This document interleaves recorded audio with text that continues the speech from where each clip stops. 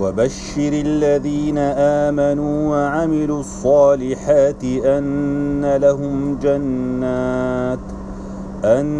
لهم جنات تجري من تحتها الأنهار كلما رزقوا منها من ثمرة رزقا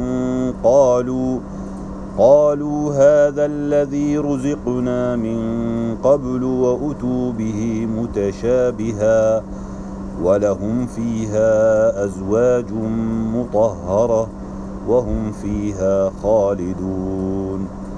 إن الله لا يستحيي أن يضرب مثلا ما بعوضة فما فوقها فأما الذين آمنوا فيعلمون أنه الحق من ربهم وأما الذين كفروا فيقولون ماذا أراد الله بهذا مثلا يضل به كثيرا ويهدي به كثيرا وما يضل به إلا الفاسقين الذين ينقضون عهد الله من بعد ميثاقه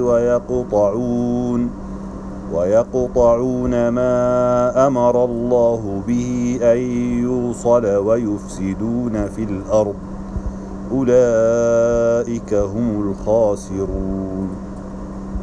كيف تكفرون بالله وكنتم أمواتا فأحياكم ثم يميتكم ثم يحييكم ثم إليه ترجعون.